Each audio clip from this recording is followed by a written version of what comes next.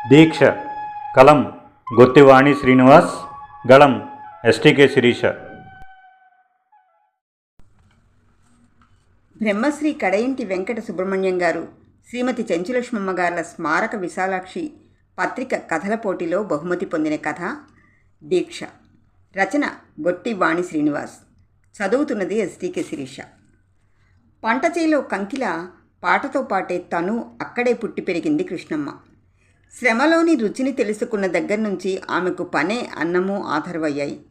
దేవుడు కృష్ణమ్మ బొట్టు దోచేసినప్పటి మాట.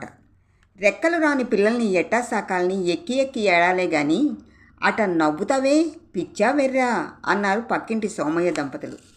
ఏడిస్తే ఎల్లిన నీరు పోయిన కాలం తిరిగొస్తాయా? నవ్వితే చూసే వాళ్ళకి బాగుంటుంది కదా అని అదో మాదిరిగా నవ్వుతుంది. ఎప్పుడూ ఏడుపు, అప్పుడే ఏడు చేయాలి. ఏదో బింకం కోసం దాచిపెడితే ఏదో రోజున వడ్డీతో సహా ఖాళీ చేయవలసి వస్తుంది అన్నాడు స్టేజీ నాటకంలో ఎప్పుడూ సత్యవంతుడి వేషం వేసే సుబ్బన్న. జీవితం నాటకం అంటారుగా, అలాంటప్పుడు దాన్ని చూస్తూ ఏడుస్తారా ఏంటి? మీకున్నది నాకు లేకపోవచ్చు, మరి నాకున్నది మీకుందా అంది. ఏముంది అంటే అదే నాకున్న ఈ నవ్వు అని పకపక నవ్వుతుంది. అక్షరం మొక్క లేకపోయినా ఆదరగణంతో బతుకుతుంది. వానాకాలంలో పుల్లల గూటిలో పిల్లల్ని సాకే కాకిల తన ఆడపిల్లల జోలికి ఎవరొచ్చినా తిట్టో మొట్టో దూరంగా పారగొట్టేది. తన చేతులకి విశ్రాంతినిచ్చింది తక్కువే. పిల్లల్ని ఓ కంట కాపలా కాసుకుంటూ ఇంకో పక్క పొలంలో పనులు శ్రమిస్తూ పని పాట రెండూ ఏకకాలంలో చేసేది. ఎప్పుడూ పాడుతూనే ఉంటావు, స్వరపేటిక అరిగిపోతుంది, ఇక ఆపు అంటారు తోటి ఆడవాళ్ళు. పాటని ఆపేస్తే ఆలోచనల జోరీగలు నా నెత్తి మీద కాలిసి తొక్కుతాయి, అందుకే ఈ పాటలు అంటుంది గడుసుగా. ఏంది కృష్ణమ్మో, ఈ మధ్య పనుల్లో జాప్యం చేస్తున్నావు? పొలంలో పనికి పొద్దున్నే రమ్మంటే ఇంత పొద్దెక్కొచ్చావు? ఇంట్లో గుడ్డిగురాలకు కానీ పళ్ళు తోగుతున్నావా ఏ అని కామందు చెడామడ దులిపేశాడు. కిక్కురు మనకుండా పొలంలో దిగి పనుల్లో మునిగిపోయింది. పని అయ్యేదాకా విశ్రాంతి తీసుకోలేదు. అంతా అయ్యాక గట్టు మీద కూర్చొని తనతో తెచ్చుకున్న రాగి సంకటి తిని మజ్జిగ తాగుతూ ఉంటే, ఏదో కోపంలో అనేశాను, మనసులో పెట్టుకోమాక. ఏంటి నొచ్చుకున్నావా అన్నాడు కామందు. మీరంత మెత్తగా చెప్తే కోపం తెచ్చుకునే పనేటుంటుంది బాబు అంది. మెత్తగా అన్నానా గట్టిగా అన్నానా అని అవతలి వాళ్ళు జుట్టు పీక్కొనేలా మాట్లాడుతుంది కృష్ణమ్మ. తెలివైనదా కాదా అంటే ఆమె నవ్వును బట్టి అదో రకం అతి తెలివి మనిషిని అనుకోక మానరు. వాన చిన్న చినుకుగా మొదలై ఉరుములతో జతగా జోరు పెరిగింది. బళ్లతో పెంటపోగు తోలుకొచ్చి పొలంలో అక్కడక్కడ కుప్పలు పోసి ఉంచారు. తల మీద మైనపు పట్టా కప్పుకొని చాటతో ఎత్తి చేనంతా పడేలా వెదజల్లుతోంది కృష్ణమ్మ. వయస్సు 60 పైబడ్డాయి. కాలం రైల్లో సురక్షితమైన స్టేషన్లో ఇద్దరు పిల్లల్ని దింపేసి తను ముందుకు సాగింది. పిల్లలకు పెళ్ళిళ్ళు చేసావుగా, నువ్వు వెళ్ళి వాళ్ళ దగ్గరే ఉండక ఈ కష్టం దేనికి? ఒంటరిగా ఎలా ఉంటావే కృష్ణ అంటే, చివరి స్టేషన్ వచ్చేదాకా నేను దిగను, ఆనకామ్మి ఇలాంటోళ్ళు నన్ను దింపుకుంటారుగా, నాకేం బాధ అంటుంది. పోదు బడాయి, చదువుకున్న మాలాంటి వాళ్ళకన్నా పెద్ద వేదాంతిలా చెప్తావు. అసలు సమయం వస్తే ఎంతటి వాడైనా పొగిలి ఏడవలసిందే. కబుర్లు మాని వాన పెరక్కముందే గుడి ఆవరణ శుభ్రం చేయడానికి రా అన్నాడు పూజారి పరమేశం. వస్తా, మీరెళ్ళండి అని పాట అందుకుంది. చెట్టుకి నువ్వే పుట్టకి నువ్వే, మన్నుకు నువ్వే మనిషి దన్నుకు నువ్వే, సూరన్నా రావయ్యా ఓ చూపు మా వైపు చూడయ్యా, మునిమాపుకు కొండచాటుకు వెళ్ళిపోదువు గాని బోరన్నా పాట పాడుతూ పనిచేస్తోంది. వాన పెరిగింది. మడమ మునిగే బురద. సూరన్నని పిలిస్తే వానన్న వచ్చుండలా? ఎగువ గేట్లు ఎత్తేశారంట. వర్కూరు దగ్గర తుమ్మలవాగు పెంచిలవాగు పూటుగా ప్రవహిస్తున్నాయి. మన గ్రామంలోకి వరద నీరు వచ్చేసింది. ఆ కూనిరాగాలాపి బయటకు వచ్చాయి అరిచి చెప్పాడు పరమేశం. పాట ఆపేసి పరిగెత్తుకొచ్చింది కృష్ణమ్మ. అప్పటికే కొన్ని ఇళ్లల్లోకి వరద నీరు వచ్చేసింది.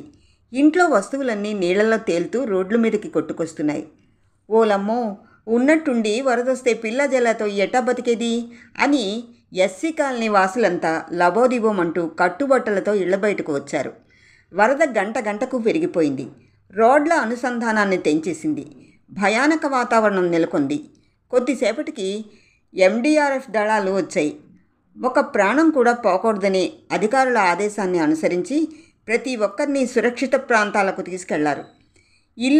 ఇంట్లో సామాను వదిలేసి ఎక్కడికో పోయి తలదాచుకునేందుకు కొందరు రావడానికి ఒప్పుకోలేదు. వరద ఇంకా పెరుగుతోంది. ఇక్కడే ఉంటే మీ ప్రాణాలు పోతాయి, మాతో రండి, అక్కడ భోజన సదుపాయాలుంటాయి అని వాళ్ళకి నచ్చచెప్పి తీసుకెళ్లారు సహాయక సిబ్బంది.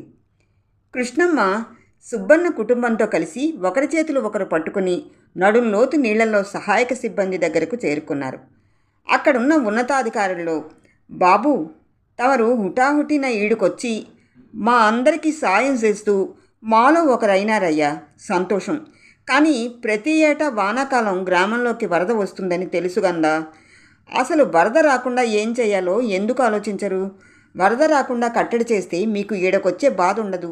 మాకు ఇల్లు వదిలి ఇలా వచ్చి తలదాచుకునే బాధ తప్పుద్ది అంది కృష్ణమ్మ. ఓసి పిచ్చిదానా, నీకింకా తెలీదా? వరద రాకుండా చేసే ఖర్చు కన్నా వచ్చాక చేసే సహాయక పనుల ఖర్చు తక్కువ. అందుకే అధికారులు ఆగుతున్నారు చెప్పాడు సుబ్బన్న. అదా అసలు గుట్టు. అయినా వాళ్ళు ఎంత ఇస్తే తీరుతుంది మన లోటు?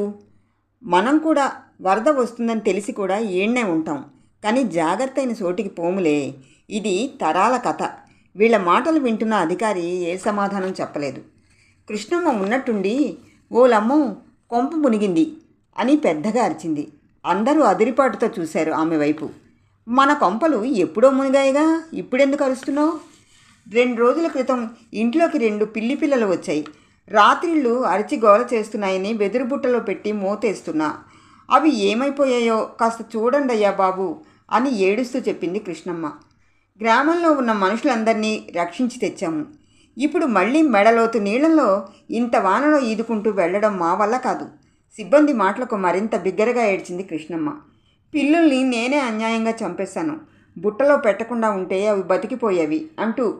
ఊరుకో కృష్ణమ్మ, ఎగువ నుంచి వరద నీరు వచ్చి ఊరిని ముంచేస్తుందని ఎవరికి తెలుసు? మనం అపాయం అంచున బతుకుతున్న వాళ్ళం. ఏది పోయినా కృష్ణార్పణం అనుకోవాలి. పూజారి కృష్ణమ్మని ఊరడించాడు. మీరెళ్ళకపోతే నేనే వెళ్తా.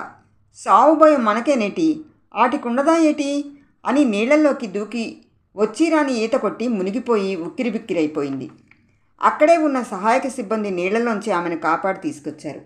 ఆగమ్మ తల్లి, గొప్పదానివే. మీలో ఒక్క ప్రాణం పోయినా ప్రభుత్వాన్ని ప్రతిపక్షాలు నిలదీస్తాయి. ఆ నింద మాపై పడుతుంది.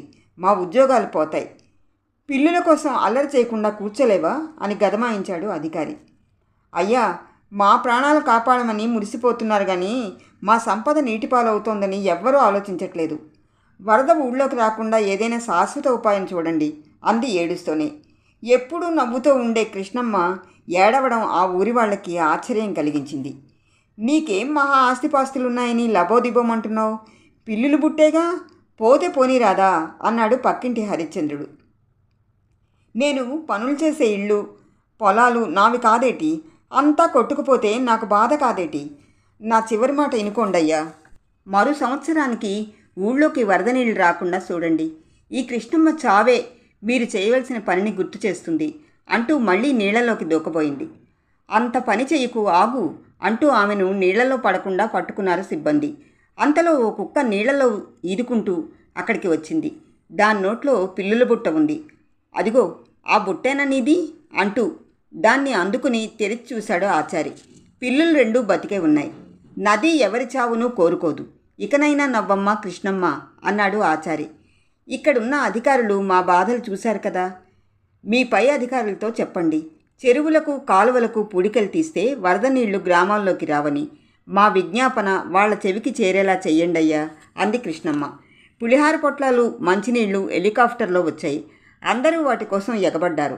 అందరి చేతుల్లోకి చేరాక అది చాలన్నట్టు గుంపులు గుంపులుగా కూర్చుని పొట్లాలు విప్పారు. కృష్ణమ్మ, నువ్వు తినట్లేదే అని అడిగారు.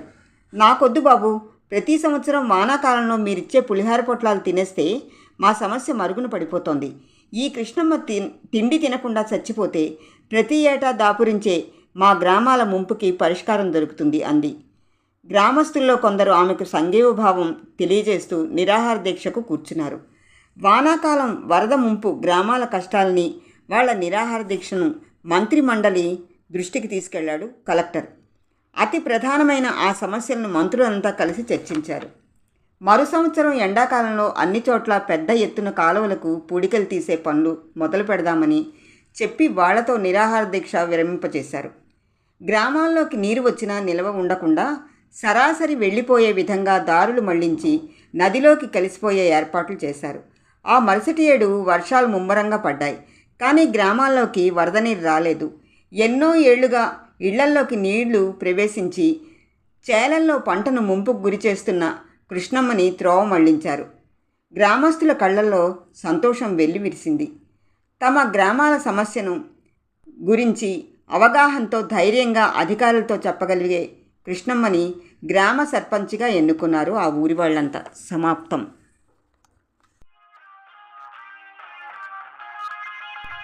దీక్ష కథ విన్నారు. మళ్ళీ మంచి కథతో కలుద్దాం.